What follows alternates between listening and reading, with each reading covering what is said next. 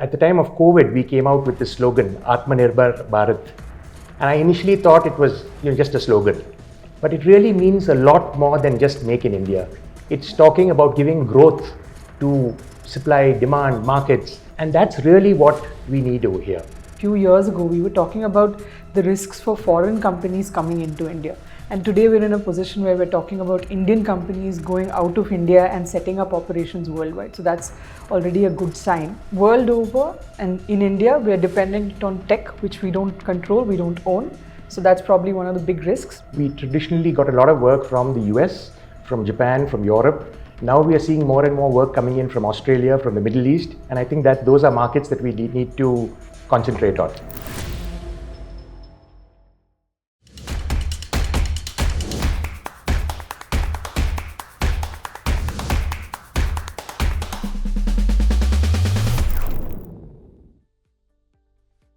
Hello and welcome to a new season of Transforming India, the Road to 2047, presented by Mint in partnership with JSA Advocates and Solicitors. I am your host Alokesh Bhattacharyya. I am Deputy Managing Editor of Mint. As India advances towards its 2047 vision of becoming a developed economy, it finds itself in an increasingly turbulent global landscape. Geopolitical realignments, volatile capital markets, climate risks, and the rapid pace of technology disruptions. All of these present both challenges as well as opportunities.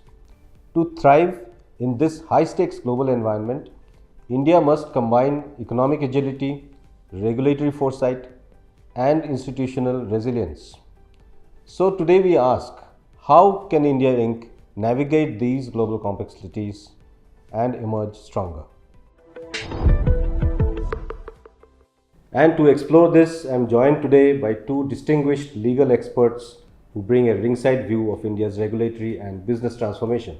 First, we have Vivek Chandy, who is the Joint Managing Partner at JSA Advocates and Solicitors. He has more than 3 decades of experience in M&A, in private equity and corporate law.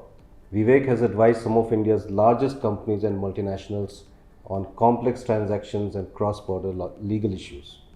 Along with Vivek, we have Archana Tewary. She is a partner at JSA. She brings deep expertise in cross-border transactions and compliance. Archana has been at the forefront of advising clients on various aspects of doing business in India, be it entry via incorporation or acquisition, and thereafter compliances and governance. Welcome back to Transforming India, Archana, Vivek. Thank you.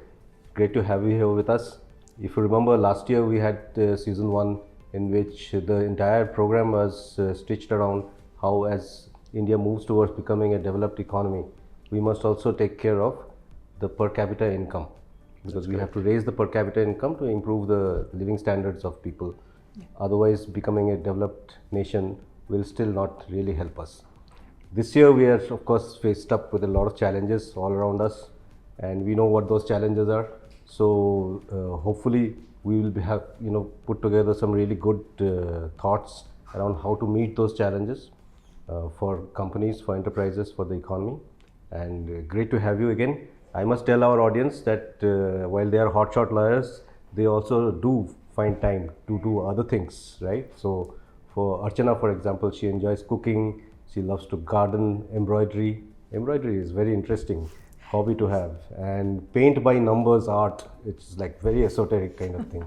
She loves music, anything other than pop, so don't come near her if you're a pop music fan, right? And 70s rock, Carnatic classical music, quite a variety of Anything other than pop. I love Carnatic classical music myself. Yes. It's really phenomenal. And some Hindi music. Yes. Vivek is more the outgoing person, and he's passionate about the environment. Outdoor person. I'm sorry? Outdoor more than outgoing. Not outgoing. All right. More an outdoor person, not outgoing. Okay, so he's passionate about the environment, and he's a wildlife enthusiast, and he goes on regular treks. What's your favorite trek route? Mostly in the Nilgiris. We have a home in the Nilgiris, so around there we keep doing treks. But I've also done Kilimanjaro with the whole family, and that's probably the best one I've done. Okay, so now that you know a lot about these people, let's start off with the questions. And we'll start off with a rapid fire, which we call rapid 5, because there are 5 questions for both of you. And the first question is, Archana, you can give your answer first. What's the most unpredictable global risk today? So world over and in India, we are dependent on tech, which we don't control, we don't own. So that's probably one of the big risks we have. We have indigenous solutions for some of it, but not all of it. Yeah, everybody uses the big tech solutions. Yes. I'm concerned about the weaponizing of tariffs, and I think we need to deal with that. Yeah, weaponizing of tariffs is a big issue everywhere. Yeah. Okay, next question. One country that Indian businesses should watch most closely? China. USA. Both are very, very pertinent in this whole context Yes. of our discussion today and even otherwise, right? Okay, next one is one global norm that India should adopt right now. So I think this is something everybody is grappling with world over, but a framework for ethics in AI and the adoption of AI Okay. by governments also. India is doing a lot to adopt AI in government frameworks as well, but we need a framework of some sort for it. I think self-sustainability. Self-sustainability. I'll just take a minute to tell you, I don't know if you have seen, but if you try and ask ChatGPT or Grok or any of these generative AI tools, draw me a picture of a left-handed Yes. person, they will always show you a right-handed. Right-handed That is the person, bias. that's true, yeah. Right? Good answer. So, okay, next question. One recent regulation in India that has had the most impact, according to you? Tax reforms across the board. Tax reform. GST in particular, very recent, and hopefully it will be a game changer. Right. In one word, how would you describe India's global outlook? Aapda mein avsar. When the going gets tough, the tough get going. Right. Okay, so now let's move to the main discussion now that we've got the rapid fire out of the way. And the first question is on geopolitics and regulation, and it goes to Vivek. So, Vivek, for you, geopolitical tensions have redrawn trade and investment flows worldwide. How do you think these shifts are shaping India's regulatory and investment outlook? These shifts are certainly problematic, and there are a lot of unresolved tensions that we need to deal with. But I believe that India has been walking the tightrope for many years, given the relationship with Russia, with the US, and with China. And I believe we will be able to continue to walk that tightrope and come out triumphant. I want to give you an example about a meeting I had with a Spanish law firm a couple of years ago. This was just when the Ukraine war had started. And they were really upset with the fact that India was not, condemning Russia. And I went out from that meeting thinking that, we'll never work with these guys again, and they won't want to work with our firm or with anybody in India again. But 2 years from now, we are doing a significant amount of work with them because they realize that they cannot afford to ignore the Indian market. So I believe that, supply and the market of India cannot be ignored, and it's a matter of time before all goes well. Right. So I think as far as self-sustainability is concerned, India has done a very good thing because I think we've realized some years ago that we need to be sustaining. And when at the time of COVID, we came out with this slogan, Atmanirbhar Bharat. And I initially thought it was just a slogan, but it really means a lot more than just make in India. It's talking about giving growth to supply, demand, markets. And that's really what we need over here. Yeah. And thanks to that, I think we are in a good place at this point in time. We have the Indian mission for semiconductors, which we were nurturing, I think 5 or 6 various projects. In the last few days, we've signed up another 4. So I think we're in a good place at the moment. Our credit ratings have also improved significantly. Yes, indeed, credit ratings have improved quite a bit. And from Fitch and from others. Especially in sectors like defense, where historically we were very dependent on external providers. I think we've learned over recent experience that we have a lot of indigenous tech as well. So it was that's very heartening to see even in those sectors we're moving towards indigenous tech. Actually, thanks for that, Archana, because our firm, we have sectors where we specialize in, and they include defense and healthcare. And we are seeing a lot of movement over there, a lot of referrals coming in those sectors, and I think we will definitely do more and more in those 2 sectors. Yes, I'm sure defense tech is a very, very relevant point because like Bangalore you said, is a hub for it. There are a lot of companies in Bangalore that are doing wonderful work. Bangalore has always been a supplier to ISRO and to DRDO. There's lots of these MSMEs around in the city that provide components and expertise Yes. to our space program and to our defense programs. And like you said, they have been proven to be better than many of what we thought were supposedly more advanced, equipment. So I was reading this report from Perplexity, and I think the reports talked about 100 unicorns that were created by people of Indian origin. And people have been concerned about, what will happen if for the visa, there's a visa problem and, our bright people from the IITs can't go to the US. I actually think that will be a good thing, because I think all this time it's been a brain drain where our most clever people have been going to the US and performing brilliantly over there. If those same people actually stayed on in India, I think they could do wonders. And with the Indian, with the jugaad that we all brought up with, I'm sure there'll be not just 100, but 1,000 new unicorns created in India. That's a very good point, because also of the unicorns that have been created in India, most of them are from IITs and founded by the IIT students. So whether you look at Delivery or look at Flipkart or any of these are all technology guys who have done brilliantly for us. Archana, the next question is for you. And we look at legal risks in multiple jurisdictions, considering that most Indian businesses now have presence across multiple, geographies, right? So Indian businesses that are expanding, overseas, they are often caught in a web of divergent rules, because there are different rules in different jurisdictions, and managing them is very difficult. At the same time, from a legal perspective, from your practice, what are the biggest risks from a legal point of view when you're operating across multiple, geographies that have different laws and different kinds of ways of managing things? That's an excellent question, and what's important is that we're asking this question because until a few years ago we were talking about the risks for foreign companies coming into India, and today we're in a position where we're talking about Indian companies going out of India and setting up operations worldwide. So that's already a good sign. But yes, Indian companies do face a lot of challenges. So for instance, one of the things is India still has an overseas investment regulation network and a framework which has been liberalized last year, but it's still not extremely easy. It's not easy to take money outside of India. So you have to comply with the maximum exposure that a company can have. You have to comply with the number of layers that you can have outside India in terms of investment layers. So there are things that Indian companies have to bear in mind. And then there are the local laws in that jurisdiction as well. So if you want to set up in a region like the Middle East or Saudi Arabia or the US, you have to think about the local laws and the compliances. For instance, you might not know that if you're operating out of the US, you need a certain license in every state in which you operate. So if you have remote working employees in the US, you could be non-compliant because you simply didn't think that that was the requirement. So it's a complex set of regulations that you have to comply with. And then the second is tax structuring. So it's very important to get the tax structuring right from the beginning.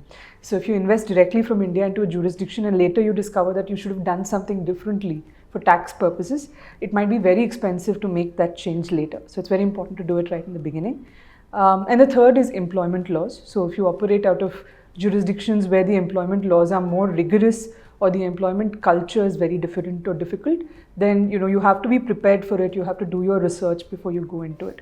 Now, one of the things is, especially in the sectors where like IT or AI or technology-based sectors, the human capital is the most important capital that you're valuing when you're making the investment. So if you don't get that culture fit right and employees leave the organization, then that's probably one of the losses that your business can't take. Because a certain caliber of talent can't be replaced easily, right? So these are the risks that you look at. And then the last thing is that data privacy is a very important aspect, because Indian companies, when they go outside, they have to know that the data privacy laws in countries like European countries or the US can be much more stringent. So you have to be prepared for that compliance.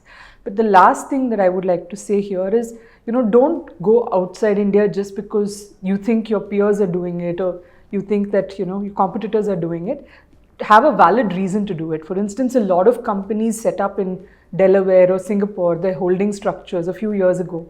And now all of those companies are spending a lot of money to come back to India to internalize their structure, right? So, and if you ask a lot of those companies why they went out, they might say it just seemed like the easiest way to raise money at the time. So let's think about why we are going into a certain jurisdiction before we actually venture into it. So it's 3D chess.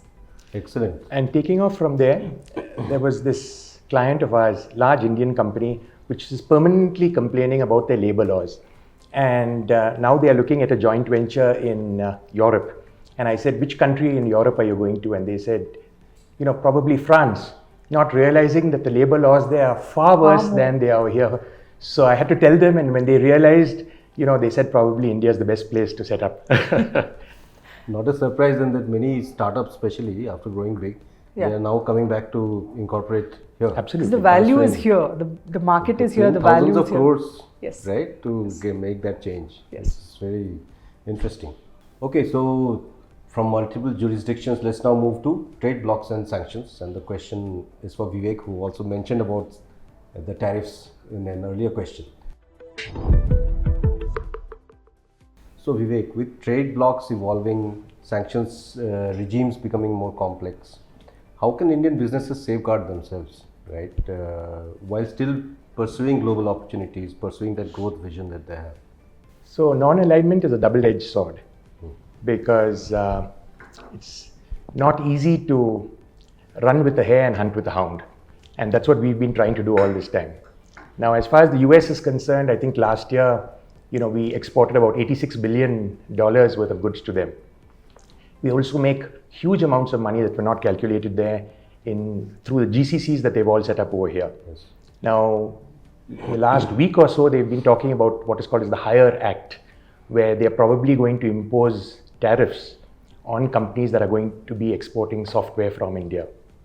Now, that could come as a huge hit to India. But having said that, since I work with so many GCCs, it will probably be a larger hit to the US.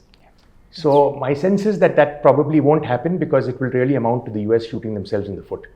Yeah, and there's also a fact that many Indian IT companies are now looking at European countries and clients more. Absolutely. We have trade agreements now with the UK, EFTA. I think we're looking at working more closely with Japan, with Israel. And so I think we'll definitely try and hedge our bets. Absolutely. We have done, there's also one coming up with the EU. We've done an agreement with Australia recently. Absolutely. So lots of opportunities. Again, as a law firm, we traditionally got a lot of work from the US, from Japan, from Europe. Now we are seeing more and more work coming in from Australia, from the Middle East. And I think that those are markets that we need to concentrate on. Absolutely. And recently, just not even a month ago, the Reserve Bank of India has now made trade settlements more easy, particularly when the currency used is the INR. And I think that will come a long way and making the rupee more robust and being able to use the rupee even more. And what about China? China, sadly, I think we need them. We need their imports more than they're going to be. We are going to be exporting to them. And for instance, now rare earth minerals is something that not just India but even the US and everyone around the world really needs. So I think we'll have in certain cases we'll have to import from other countries, but that won't in any manner affect our strategy. Right. There's also the fact that rare earth, when you're mentioning, it's actually the rare earth magnets that China makes. That's correct. Yeah. Those are the most in demand. India has a sufficient supply of rare earth minerals, but we don't make the magnets. That's true. That is where the problem is. Okay, so now let's move from global opportunities to global convergence and ESG. And my question is to Archana. So there was a lot of noise about ESG earlier and how it's going to be the next big thing, green bonds, green investments, right?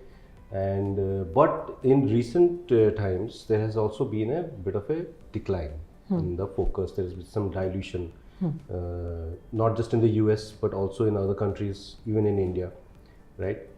But this also opens up another front, which is that a dilution of ESG practices, can it expose boards or their directors to fiduciary liability under corporate governance laws in India? Absolutely, and that's a very pertinent and valid question because while we say that yes, globally in some countries there is a decline of the importance and the focus on ESG, India is at a different point in the maturity curve for ESG compliance. So every now and then you will come across a story about a startup or a company where the lack of corporate governance led to some very difficult issues, and we all know what happened over the past year in multiple companies. And so there is a lot of focus on ESG still in India, and I think that focus is only going to grow because we as a country, as an emerging country, we can choose to become the leaders in reform in this area, and we can be the example for other emerging countries as to how we manage ESG. So if we look at the listed companies, of course, there's the BRSR compliance that's mandated by the SEBI for the top 1,000 listed companies based on market cap. But a lot of companies, I believe 51% of the companies that are complying with the BRSR norms complied with even the voluntary parts and the non-mandatory parts. So there is a focus on compliance, and independent directors are ensuring compliance now quite a bit as well. So independent directors are very proactive, very involved in companies. When we talk to our clients, that's always an important point, that they have to get the independent directors and the audit committees on board with what they're proposing to do. So there's a lot of focus on ESG compliance as well. However, if you look at unlisted companies, are they completely out of scope? Definitely not, because for unlisted companies, the norms come in due to the pressure from their investors. So a lot of investors are conducting ESG diligence as a separate diligence altogether, and those findings are being incorporated in the investment documents in a very big way. There are also policies that they're making their companies adopt to ensure ESG compliance. So ESG is still a very big factor for investments in companies in India. And I think directors, whether they're independent or whether they're executive directors, are very conscious of the fact that this is as much for their protection as it is for the protection of the company and all the stakeholders. So yes, there is definitely an increased focus. And you rightly mentioned green bonds and the focus on environmental aspects. But in India, I think the focus is more on corporate governance and compliance and making sure that there is an eye on the right reporting being done to the shareholders and the stakeholders. There is also a lot of focus on avoiding greenwashing. So the advertising, the ASCI doesn't want you to greenwash what you do as a company. Similarly, consumer protection laws prevent greenwashing. So overall, we're on the crest of this curve. We're edging towards the crest, and we're not looking at a decline in India. Also, we are not looking at a decline in India. That's good to know. If I might just add to that, a couple of years ago, we did a due diligence for a large company that was looking at setting up this facility over a few thousand acres between Tumkur and Hubli. And we pointed out that there was an environmental issue because the Rani Benur sanctuary was over there. We pointed out that it was a sanctuary for black buck, chinkara, and the great Indian bustard. The clients were a little upset, but they made some inquiries and they realized that that would be a problem. About 6 months later, another very large company was looking at setting up a facility in North India. I'm not going to go into names. But that facility was actually stopped because of the power lines that they would have to have, and because of the great Indian bustard, which is they don't fly very high, that they would probably be hitting them. There are just a couple of hundred in the whole of India. And when these clients of ours heard about that, they actually came back and thanked us because that entire project was stopped. It has something to do with your interest in wildlife. Possibly, but it was I have a great team, and they were the people who came up with it. So a lawyer who knows about wildlife is a good person to ask when you want to set up something new. Okay, so now let's go to the wildlife enthusiast with another question, and this time it will be on supply chains and legal advisors. So business continuity and the disruptions in business continuity, they have become sort of normal now. The new normal, right? That's correct. From COVID and now to so many conflicts, there's a lot of uncertainty. Uncertainty is a very popular word these days. What role can legal advisors like yourself and others play in helping Indian businesses, mitigate these risks and build some resilience? I think when people come to us, people of Archana's seniority or my seniority, they're not coming to ask on specific provisions of the Companies Act or FEMA or things like that. They're looking at, risk. So we deal with practical issues, just like the one that I told you about just now. We tell them, more than just the law, we tell them about how their business could be impacted. And that's what really provides them value. So we consider ourselves as advisors, not just on the law, but advisors on commercial issues also. And I think that's what we bring to the table. Excellent. That sounds extremely good. Archana, you want to add something? I think, one of the things is nowadays, in the past year or so, you'd have seen a lot more media reporting about what a certain law firm advised a certain company, or what did a law firm say. The names of law firms weren't even known before. But today, common people know that there is corporate practice in law beyond just going to courts. So that shows how much of an impact legal advisors are having on the way business is conducted, on the way business is perceived in the country and in the world. So we have to be very careful about that responsibility that we have to our clients. And so yes, it's a balance of advising on the regulations, but also making business work. So that's, I think, the main thing. Yeah, senior legal advisors are regularly called to be independent directors on the boards of companies. Yes. Now, it's a different matter that we typically don't, accede to those requests for various reasons. But the fact is that companies really realize how important it is to have legal advisors on their boards to advise them not just on the law, but on strategy and the way forward. Exactly, that strategy is what I was coming to. It's not just about, like you said, Companies Act or what are the provisions in the Act and what are the clauses, but it's about having somebody of your seniority who can not only advise on the law but on strategic direction of a company, so that you are not only in compliance with the law, but you are also in compliance with your own vision of growth.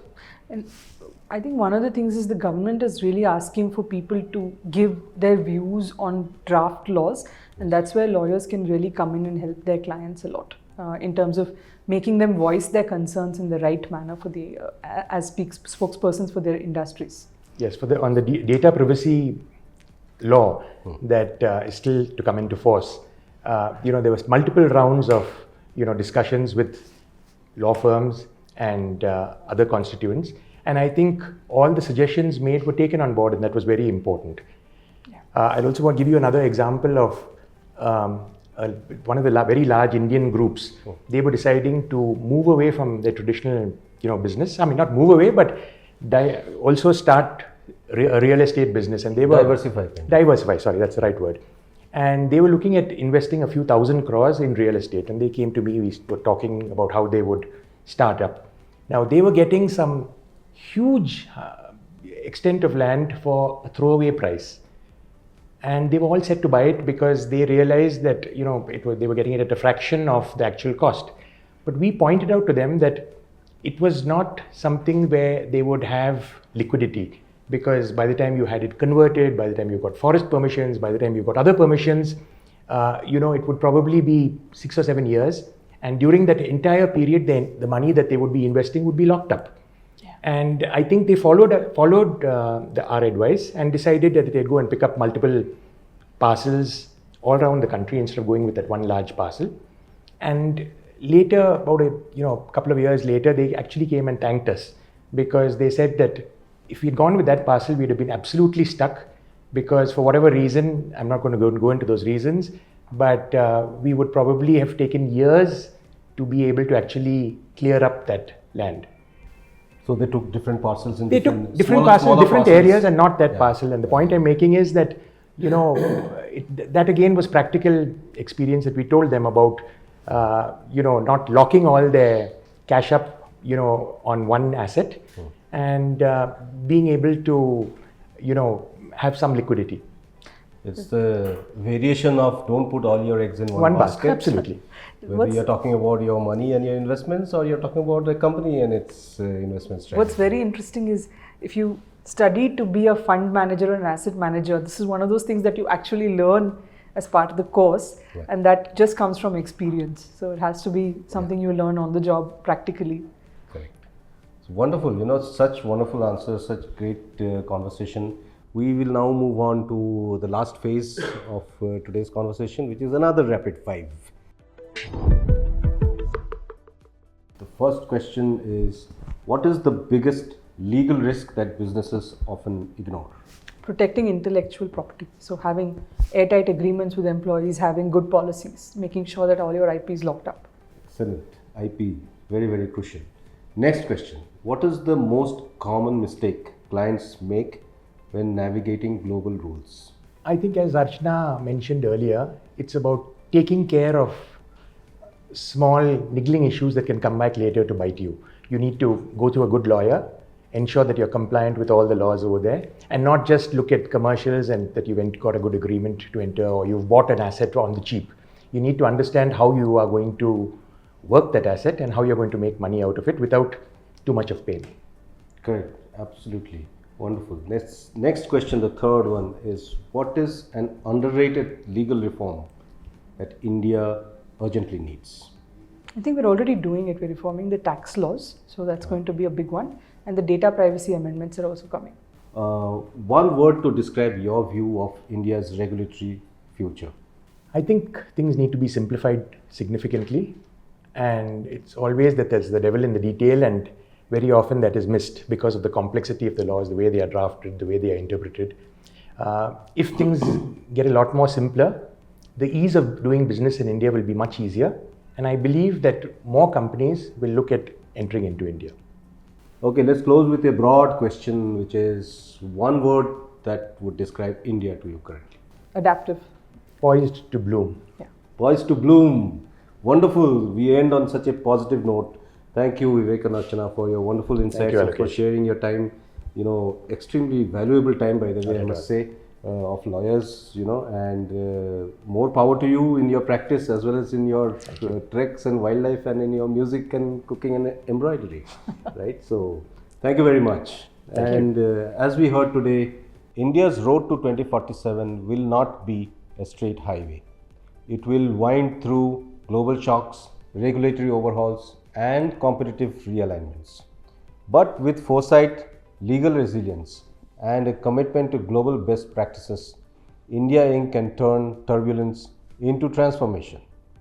That's it for this episode of Season 2, the first episode of Transforming India, the Road to 2047, presented by Mint in partnership with JSA Advocates and Solicitors. I am your host, Alokesh Bhattacharyya. Until next time, stay future ready.